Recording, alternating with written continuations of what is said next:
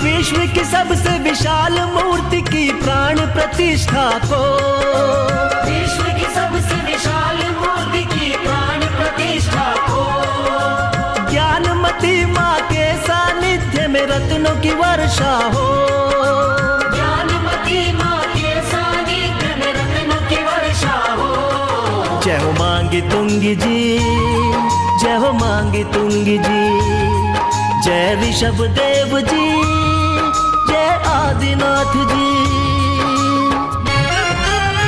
जय हिंद दोस्तों, हम मौजूद हैं स्वामी रविंद्र कीर्ति जी महाराज के पास और उनसे चर्चा करते हैं उन विषयों पर, क्योंकि यह नाम छोटा नहीं है जैन समाज के लिए। पूरे विश्व में इनका नाम चर्चित है, क्योंकि बहुत अनेक क्षेत्रों का जीर्णोद्धार और नए तीर्थों के निर्माण के लिए इनका नाम जाना जाता है। स्वामी जी का बहुत बहुत स्वागत है tufantv.com की इस विशेष चर्चा में। स्वामी जी, बहुत महत्वपूर्ण है जैन समाज के लिए आपका होना, बहुत विशेष कार्य के लिए आपको भेजा गया ऐसा लगता है जैन समाज के लिए। संक्षेप में पूछना चाहूंगा, किन किन तीर्थों का जीर्णोद्धार और निर्माण का बीड़ा आपने उठाया और पूज्य गणनी यारिका माँ के सानिध्य में वो कार्य किए हैं? भारतीय संस्कृति में प्राचीन काल से जैन धर्म का अस्तित्व चला रहा है। इसमें 24 तीर्थंकर माने गए हैं और उसमें प्रथम तीर्थंकर भगवान ऋषभदेव हैं, जिनका जन्म अयोध्या में हुआ। 24वें तीर्थंकर हमारे भगवान महावीर स्वामी हैं, जिनका जन्म बिहार में कुंडलपुर में हुआ है। आज हमें इस बुंदेलखंड की धरती पर दमोह में आने का अवसर प्राप्त हुआ, सौभाग्य प्राप्त हुआ। सन 2001 में जब कुंडलपुर दमोह में भगवान जो बड़े बाबा के नाम से प्रसिद्ध हैं उनके मंदिर के निर्माण की चर्चा चल रही थी और भगवान की प्रतिमा को स्थानांतरित करना था, तो उसका एक मॉडल बनवाया गया था मंदिर का। सौभाग्य से विशाल महाकुंभ था। 26 फरवरी 2001 को आचार्य श्री का संघ वहाँ पर था। उनके संग सानिध्य में उस मॉडल का उद्घाटन मेरे हाथों से कराया गया था। आज पुनः कुंडलपुर में क्या बना है उसे देखने का मुझे अवसर मिलेगा। और इसके साथ ही पूज्य गणनी ज्ञानमती माता जी ने तीर्थंकर भगवंतों की जन्मभूमियों के विकास का बीड़ा उठाया था आज से 25-30 साल पहले। उनमें से अयोध्या हमारे भगवान के 5 तीर्थंकरों की जन्मभूमि है, हसनापुर 3 भगवान की जन्मभूमि है, काकंदी है, राजगृही है, इलाहाबाद है। इन तीर्थों पर पूज्य माता जी की प्रेरणा से हमने छोटे छोटे निर्माण कराए हैं और बहुत अल्प समय में।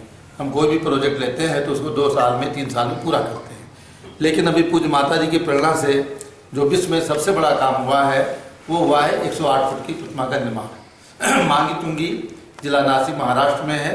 यहाँ पर अखंड पाषाण में 108 फुट की प्रतिमा भगवान ऋषभदेव जो प्रथम तीर्थंकर हैं उनकी प्रतिमा बनाई है। इसमें हमें पाषाण को छाटने में और प्रतिमा बनाने में लगभग 20 साल का समय लगा। लेकिन आज पूरी दुनिया के अंदर अखंड पाषाण की सबसे ऊंची प्रतिमा, सबसे बड़ी प्रतिमा बनाने का और प्राप्त करने का सौभाग्य हमारे जैन समाज को, दिगंबर जैन समाज को प्राप्त हुआ है। और ये आशीर्वाद पूज्य ज्ञानमती माता जी का है। पूज्य ज्ञानमती माता जी और आचार्य श्री विद्यासागर जी महाराज, ये दोनों जिस दिन चंद्रमा अपने चरम पर था, पूर्णिमा के दिन, शरद पूर्णिमा के दिन, उसी दिन पूज्य ज्ञानमती माता जी का जन्म हुआ है और आचार्य विद्यासागर जी महाराज का जन्म हुआ है।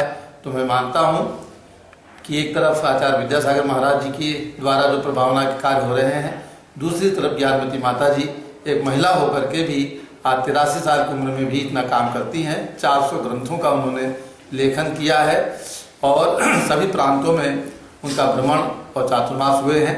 तो पूज्य माता जी के आशीर्वाद से ये एक महान काम मांगी तुंगी में हुआ है।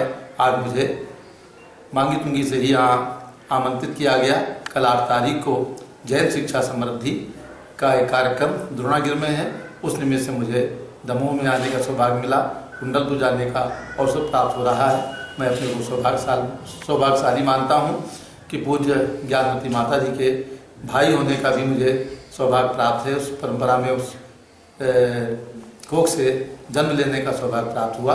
तो मैं आपके द्वारा जो प्रचार प्रसार यहाँ पर किया जा रहा है जैन धर्म की प्रभावना का कार्य है, इसके लिए भी हमारा मंगल आशीर्वाद शुभकामनाएं। स्वामी जी, जो भी प्रोजेक्ट आपने लिए है वो निश्चित समय में जो आपने समय सोचा उन समय में पूरा कर दिया गया है। 2001 में जैसे आपने बताया कि आप आए थे, कुंडलपुर का प्रोजेक्ट अब बहुत बड़ा है, लेकिन कतिपय कारणों से वो पूरा नहीं हो पा रहा है। कोई विशेष बात बताना चाहेंगे कि इसको किस तरह से पूरा कर लिया जाए, और आचार्य श्री के आशीर्वाद जो उन्होंने कहा है कि बड़े बाबा का दरबार भव्य बन जाए, और इस पे क्या कुछ कहेंगे आप? बात यह है, ये कार्य बहुत बड़ा है, मंदिर बहुत विशाल बनाया गया है।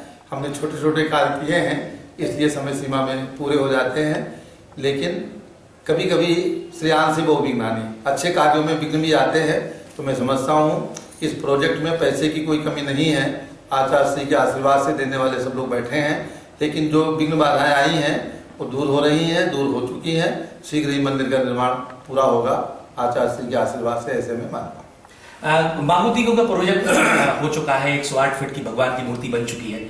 अब नया प्रोजेक्ट, नए तीर्थ का कौन सा प्रोजेक्ट है जो अभी तक दुनिया के सामने, देश के सामने और समाज के सामने नहीं है? भगवान जो 24 तीर्थंकर हैं उनकी सभी जन्मभूमियां तो प्राप्त हैं, लेकिन 3 भगवान की जन्मभूमियां भी अप्राप्य हैं। उनमें से एक शीतलनाथ जो हमारे 10वें तीर्थंकर हैं, उनका जन्म बिहार में भद्दिलपुर में हुआ है, भद्रिकावती में। और एक तीर्थंकर हमारे मल्लीनाथ और नमीनाथ हैं, उनका जन्म नेपाल के बॉर्डर में, नेपाल में माना जा रहा है। ये 2-3 जन्मभूमियाँ अभी हमारे दिगंबर जैन समाज को दर्शन से अप्राप्त हैं। अब हम लोग उस कार्य को भी पूरा करेंगे, क्योंकि पूज्य माता जी का कहना है कम से कम हमारे 24 तीर्थंकरों की जन्मभूमियाँ, उनके दर्शन करने का सौभाग्य जरूर दिगंबर जैन समाज को होना चाहिए। परसों यानी आज 7 तारीख है, 5 तारीख को मैं भद्दिलपुर गया था, वहीं से यहाँ पर वापस आ रहा हूँ पटना से। तो भद्दिलपुर में जो वहाँ की झारखंड की सरकार है, उन्होंने 2.25 एकड़ जमीन दिगंबर जैन समाज को प्रदान कर दी है। उस जमीन का निरीक्षण करने के लिए मैं गया था, उसका प्रोजेक्ट मास्टर प्लान बनाने के लिए। तो मैं समझता हूँ कि अगला कार्यक्रम हमारा शीतलनाथ की जन्मभूमि को पूरा करने का, और उसके बाद नमीनाथ और मल्लीनाथ, क्योंकि मेरी ये भावना रहती है, माता जी का कहना रहता है कि बहुत सारे काम एक साथ न लिए जाएं, ताकि वो काम सब अधूरे अधूरे रहें तो अच्छा नहीं होता है। इसलिए काम को लेना, उसको पूरा करना, फिर अगला काम लेना। इसलिए मांगी तुंगी का कार्य हमारा भगवान बन गए हैं। वहाँ पर अब यात्रियों की सुविधा हमें करनी है, 100-200-500 कमरे बनाने हैं। वो कार्य चलता रहेगा, क्योंकि धार्मिक काम है, समय लगते हैं। लेकिन जो हमारा मूल प्रोजेक्ट था भगवान को बनाना, पूरा हुआ। अब हम भगवान शीतलनाथ की जन्मभूमि और भगवान नमीनाथ और मल्लीनाथ की जो जन्मभूमि है, उस पर हम लोग ध्यान देंगे। शिरडी में भी एक क्षेत्र का निर्माण आपके माध्यम से किया जा रहा है, क्या उसके पीछे क्या उद्देश्य? मैं गया था, वहाँ दर्शन किए, और मुझे एक बात समझ में नहीं आई कि उसका उद्देश्य क्या है वहाँ पर इस तरह के तीर्थ क्षेत्र का निर्माण करने का। शिरडी के अंदर चूँकि इंटरनेशनल प्लेस हो चुका है, और वहाँ पर साईं बाबा के निमित्त से हजारों लोग प्रतिदिन आ रहे हैं, 1-1 लाख लोग आते हैं।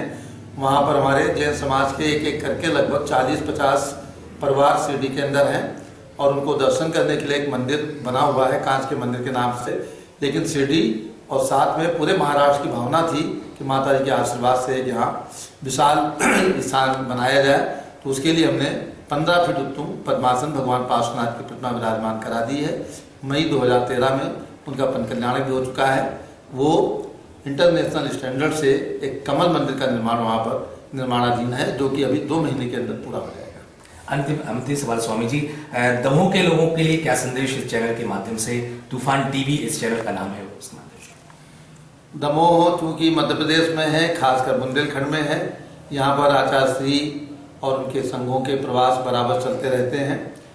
मैं ये चाहूँगा कि जैसे उत्तर और दक्षिण और ये मध्य प्रदेश यानी मध्य, तो उत्तर के लोग दक्षिण में जाते हैं, चाहे वो मांगी तुंगी हो, चाहे श्रवण बेलगोला हो, बड़ी बड़ी प्रतिमाओं को अभिषेक करने के लिए जाते हैं। तो मध्य प्रदेश के लोग जो अभी तक मांगी तुंगी नहीं आए हैं, मैं उन सब से अनुरोध करूंगा, प्रेरणा करूंगा कि मांगी तुंगी आए, क्योंकि हमारे समाज के अंदर पंथवाद की आवश्यकता नहीं है। हमारे समाज के अंदर 13 पंथ और 20 पंथ 2 चलते हैं, इसमें कोई खास बात नहीं है।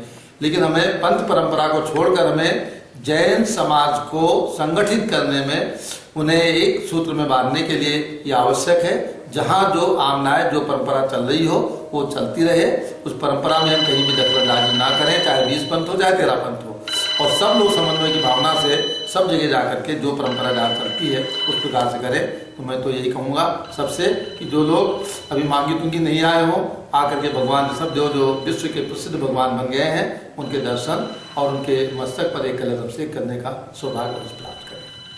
बहुत बहुत धन्यवाद स्वामी जी का। स्वामी जी से हमने बहुत सारे सवाल किए और तूफान टीवी के माध्यम से आप ये सब देख पा रहे हैं। बहुत बहुत धन्यवाद। जय जिनेंद्र। विश्व की सबसे विशाल मूर्ति की प्राण प्रतिष्ठा को, विश्व की सबसे विशाल मूर्ति की प्राण प्रतिष्ठा को, ज्ञानमती माँ के सानिध्य में रत्नों की वर्षा हो। ज्ञानमती माँ के सानिध्य में रत्नों की वर्षा हो। जय हो मांगी तुंगी जी, जय हो मांगी तुंगी जी, जय ऋषभ देव जी, जय आदिनाथ जी।